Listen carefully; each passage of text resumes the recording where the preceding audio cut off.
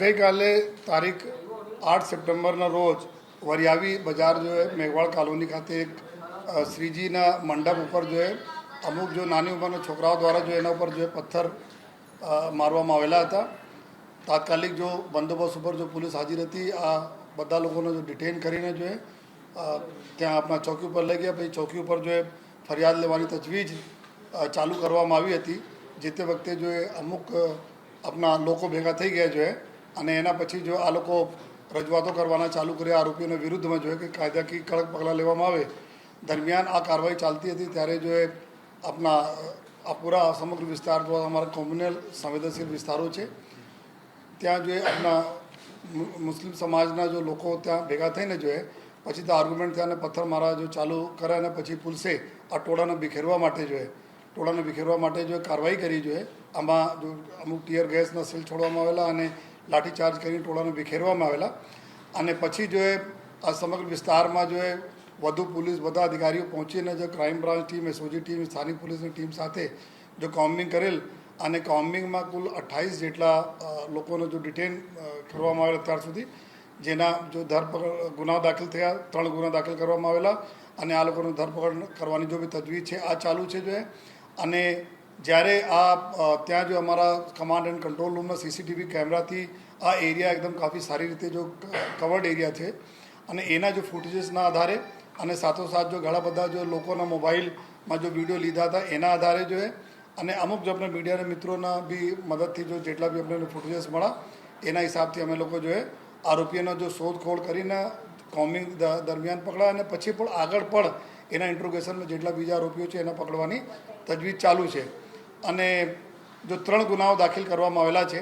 પહેલા ગુના જો દાખલ થયા છે આ જો છે જો જુનાઇલ એક્ટ પ્રમાણે જો નાના બાળકો છે એના વિરુદ્ધમાં જો પથ્થર માર્યા હતા એના વિરુદ્ધમાં રાઇટિંગ વિથ કમ્યુનલ મતલબ કોઈ બીજાના જો ધાર્મિક ભાવનાના ઉશ્કેરણીના જો સેક્શનો છે એના હિસાબથી જો બીએનએસના 189(1), 189(2), 192, 98 જો નયા કાયદા પ્રમાણે દાખલ કરવામાં આવે છે. જૂના કાયદા પ્રમાણે આમાં નટ સેલમાં ડેફિનેશન કહીએ તો રાઇટિંગ અને ધાર્મિક લાગણી દુભાય એવા કૃત્ય કરવાના જોઈએ.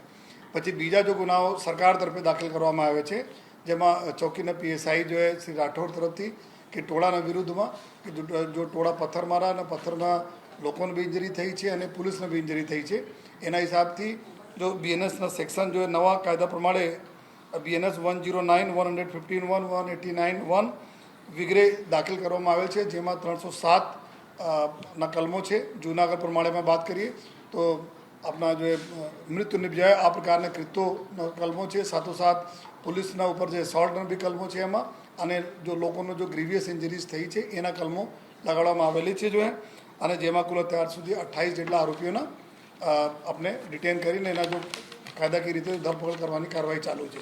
ત્રીજા જો ગુના દાખલ કરવામાં આવેલા હતા.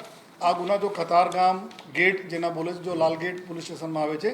આ ત્યાં જો બ્રિજના નીચે જો અમુક ગાડીઓ ઊભી હતી, જૂની ગાડીઓ, એના સળગાવવાના પ્રયત્ન કરવામાં 2 ગાડીના કાંચ તોડવામાં અને 2 ગાડી લગભગ સળગાવવામાં આવી.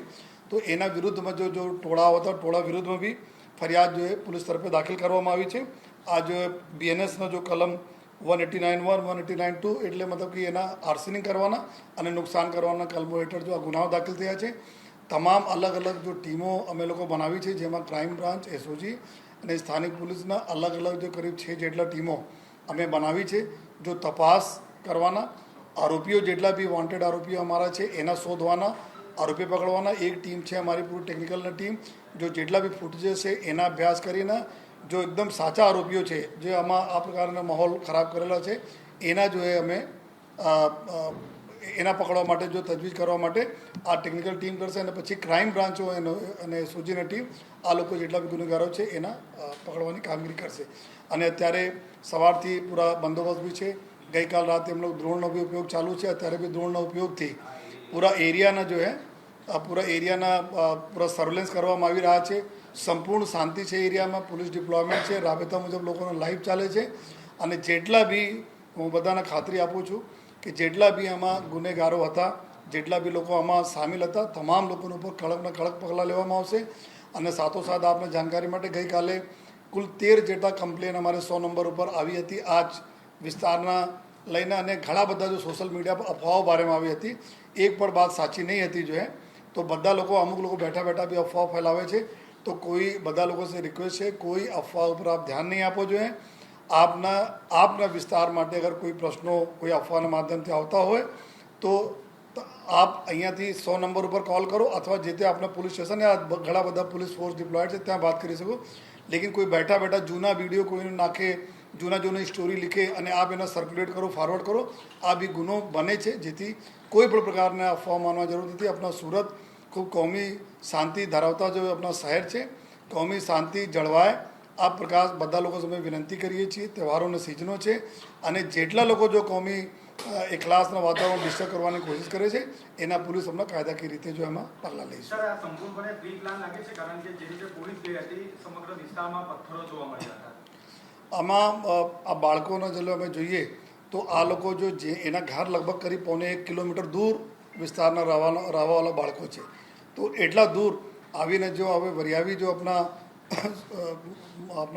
મોહલ્લો છે વરિયાવી ગણેશજીના ત્યાં આપણા વાત કરીએ તો આ પૂરા મુસ્લિમ્સ વસ્તીના બીચમાં આવે છે. ત્યાં વર્ષોથી લોકો જો આપણા શ્રીજીની સ્થાપના કરે છે ત્યાં કોઈને પ્રોબ્લેમ નથી.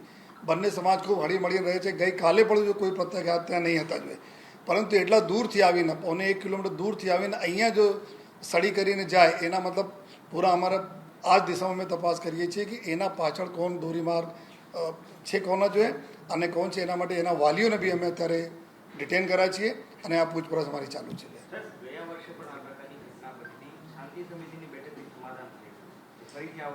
ગયા વર્ષેનો જો વિસર્જનના દિવસે આ જ પ્રકાર જો નાના બાળક દ્વારા પથ્થર ફેંકવામાં આવેલા હતા, જેના લીધે જો બનાવ બનાવતા એને ધ્યાનમાં રાખીને અત્યારે જેટલા બી અમારા શ્રીજીના જો પંડાળો છે ત્યાં જ અમારા ડી સ્ટાફના માણસો અને પોલીસના ડિપ્લોયમેન્ટ હતા.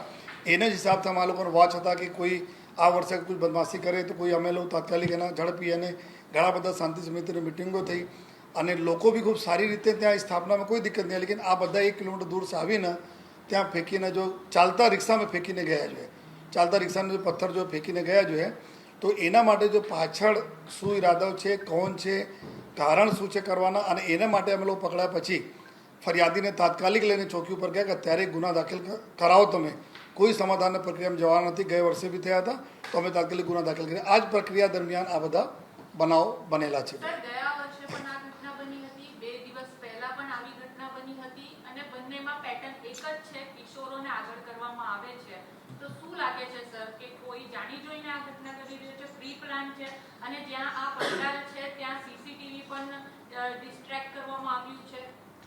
નહીં, ત્યાં સીસીટીવી કેમેરાઓ બરાબર છે અને આપણેના અંદાજ હતા કે કંઈ આ બધા જો પૂરા વિસ્તારમાં કે લોકો ગયા વર્ષોથી જો અમે લોકો શીખ્યા જોઈએ કે જતાં જો પથ્થર ફેંકીને જતા રહે પછી એવો થાય કે તો નાના બાળક છે, ભૂલ તો થઈ ગયા છે, ગેરસમજ થઈ ગઈ છે અને સમાધાન કરી લે. લેકિન અમે લોકો આ વખતે એવું નક્કી કર્યા કે ભાઈ નાના હોય ચાહે મોટા, એક વ્યક્તિ અગર કરે છે જરૂર એના પાછળ કોઈને કોઈ અગર આ પોતે નથી સમજી શકતા કે આ શું કરી રહ્યા છે, ધાર્મિક ભાવના કોઈને ભડકાવી રહ્યા છે, તો એના અમે આ જ રીતે જે જુનાઇલ જસ્ટિસ એક્ટ પ્રમાણે એવો ટ્રીટ કરીએ અને નામદાર કોર્ટને વિથ એવિડન્સ આપીએ.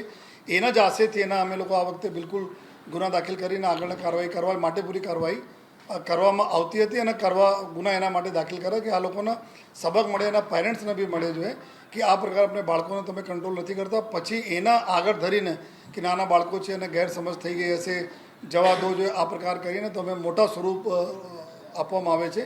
તો આ બિલકુલ બી અમે લોકો એમાં ટોલરેટ નહીં કરી જોઈએ. 6 જેટલા હતા. એક ઓટો ડ્રાઈવર હતા, મોટો હતો, બાકી 6 જુવેનાઇલ હતા. 12-13 વર્ષના છે બધા. આ બધા અત્યારે જો ચૂંકી એના કસ્ટડી વગેરે નહીં રાખી શકાય નાના બાળકોને, અત્યારે પૂછપરછ ટીમ કરી રહી છે. પૂરી ડિટેલ આજે સાંજે આપણી સાથે શેર કરી છે.